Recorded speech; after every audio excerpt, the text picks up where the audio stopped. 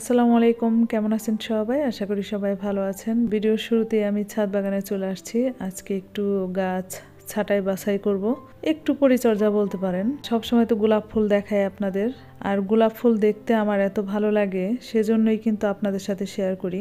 আজকে কিছু ডালপালা ছেটে দেব।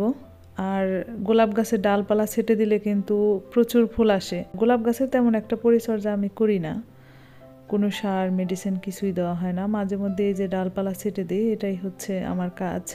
আমি আমার বাসার গাছের পরিচর্যা তেমন একটা করার সময় পাই না। তো যাই হোক, এই যে দেখতেই পাচ্ছেন এই পাশের গাছেরও ডালপালা ছেটে দিলাম। আজকে আমার ছাদ বাগানে বিভিন্ন রঙের গোলাপ ফুটেছে, দেখতেই পাচ্ছেন, হলুদ, সাদা, লাল, বিভিন্ন রঙের। বিশেষ করে এই যে সাদা ফুলটা আমার এত ভাল লাগছিল, সব থেকে ভাল লাগছিল এই সাদা গোলাপটা।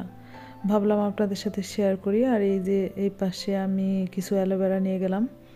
আগে তো অ্যালোভেরা দিয়ে অনেক রূপচর্চা করতাম, এখন রূপচর্চা করার সময় নাই। ইউটিউবে যখন থেকে আসছি তখন চুলে চিরুনি দেওয়ার সময় পাই না।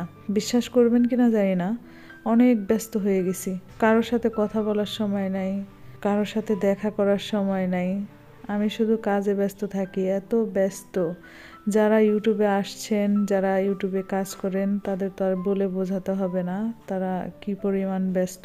তো যাই হোক, আমি এই যে এই পাশে কিছু বাজার করে নিয়ে আসছি। আজকে এই যে দেখতেই পারছেন, মাছের ভেতরে বরফ দিয়ে রাখছি। তো এটা আমি দিইনি, যারা মাছ বিক্রি করে তারাই দিয়ে দিয়েছে। তাদের বলছিলাম যে মাছের ভেতরে একটু বরফ দিয়ে দেন। তো এটা দেওয়ার কারণ আছে, আমি সব ধরনের বাজার করার পর মশলা ভাঙাইতে গেছিলাম।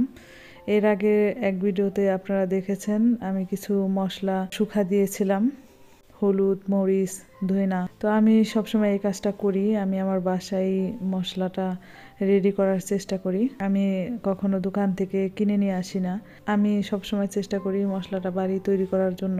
অনেকে আছে ফ্রেশ জিনিস চায়, অথচ নিজে কোনো কিছু করবে না, বাজার থেকে কিনে কিনে নিয়ে আসবে। আর মশলার ব্যাপারটা যদি বলি, মশলা বাসায় তৈরি করে খাওয়াই ভালো। আমি কিভাবে তৈরি করলাম সেটা তো কিছু হলেও আইডিয়া পেয়েছেন। আমি একদম গোটা মশলাগুলো পরিষ্কার করে ধুয়ে রোদে শুকায়া ভাঙায় নিয়ে আসছি। এখন ইচ্ছা করলে এগুলো আলাদা আলাদাও রেখে খাওয়া যাবে, আবার একসাথে মিশিয়েও খাওয়া যাবে। তো এটার ভেতরে অন্যরকম একটা ফ্রেশনেস কাজ করে, ভালো লাগে। আমার ভিডিওতে সবসময় হয়তো এই কথাটা শুনেন, আমি চেষ্টা করি সব ধরনের খাবার দাবার নিজে তৈরি করার জন্য।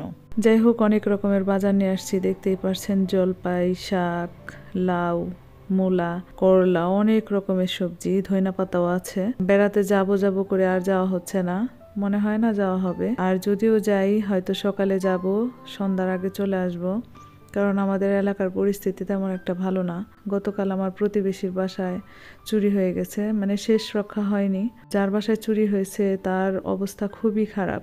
মানে তার যত স্বর্ণের অলংকার ছিল, তারপর ক্যাশ টাকা ছিল লাখ টাকার উপরে, সব কিছু নিয়ে গেছে।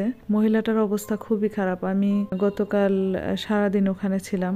প্রতিবেশীর বাসায় যদি এরকম দুর্ঘটনা ঘটে, বাসায় থাকা যায় না। বাসায় যে নিশ্চিন্তে একটা কাজ করব, খাবো দাবো, সেটা কিন্তু হয় না।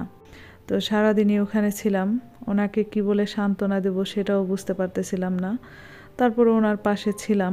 ওনার যেহেতু 6-7 লাখ টাকার জিনিস ক্ষতি হয়ে গেছে, ওনার উচিত ছিল পুলিশ স্টেশনে গিয়ে একটা জিডি করার, কিন্তু সেটা উনি করেনি। উনি যেহেতু ছোট একটা মেয়ে নিয়ে থাকে, পরবর্তীতে যদি কোনো ক্ষতি করে ওনার, সেজন্য আর উনি জিডি করেনি। কিন্তু ওনার অবস্থা খুবই খারাপ, মানে আপনাদের যদি দেখাতে পারতাম তাহলে বুঝতেন। তো যাই হোক, কি বলবো, বলার কিছু নাই। যদিও প্রস্তুতি নিয়েছিলাম বাবার বাড়ি যাওয়ার জন্য, হঠাৎ করে এই যে দুর্ঘটনাটায় আরো মানে যাওয়ার যে একটা আগ্রহ সেটা আর পাচ্ছি না। আসলে কি বলবো, বাচ্চাদের লেখাপড়া করাতে গেলে এমনিতেই কিন্তু কোথাও যাওয়া হয় না। এখন বছরের শেষের দিকে যদি একটু কোথাও না যেতে পারি তাহলে কিন্তু মন মেজাজ এমনি খারাপ হয়ে যাবে। এমনিতেও ভালো লাগছে না, একদম খারাপ লাগছে। আশেপাশের যে পরিস্থিতি খুব খারাপ লাগছে এগুলো দেখে। দেখা যাক কি হয়।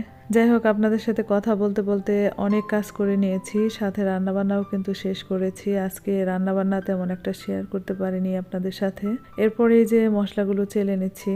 তো যারা একটু ফ্রেশ খেতে চান তারা ইচ্ছা করলে কিন্তু এইভাবে মশলা ভাঙিয়ে একটা বক্সের ভিতরে এভাবে রেখে দিতে পারেন, তাহলে দেখবেন 6 মাস 1 বছরে কিছুই হয় না, একদম ফ্রেশ মনে খাওয়া যায়। আর বাজার থেকে যদি কোনো মশলা কিনে আনা হয় সেগুলোর ভেতরে ভেজালি বেশি থাকে, একটু কষ্ট করলে একদম ফ্রেশ জিনিস পাওয়া যায়। যারা একটু ফ্রেশ খেতে চান তারা ইচ্ছা করলে এভাবে মশলাগুলো ভাঙিয়ে নিতে পারেন, বাসায় তৈরি করতে পারেন।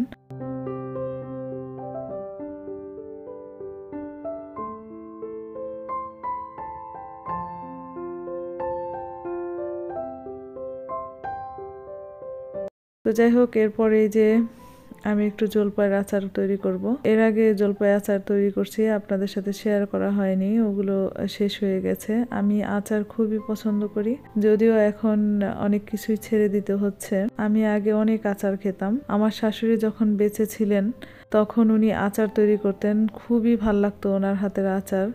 আমি ওনার হাতের রান্না বান্না তেমন একটা খেতে পারতাম না। উনি সব তরকারির ভেতরেই পাঁচফোড়ন খেত।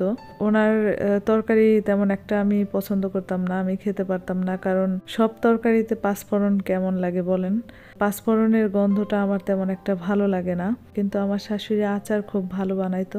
আমি আজকে একটু আচার তৈরি করব। সবসময় সব কাজ কিন্তু আপনাদের সাথে শেয়ার করা হয় না, প্রতিদিন অনেক রকমের কাজ করি, তার মধ্যে থেকে একটু একটু করে ভিডিও করে তারপরে আপনাদের সাথে শেয়ার করি। জীবনটা কি এতই সহজ? এই যে আমরা ভিডিও করি, একটু একটু করে আপনাদের সাথে শেয়ার করি, এটাই কি জীবন? এটা কিন্তু জীবন না। 24 ঘন্টায় কত কিছুই না করা হয়, কত কাজকর্ম করা হয়, তার ভেতরে 5-7 মিনিট তুলে ধরা হয় আপনাদের সামনে।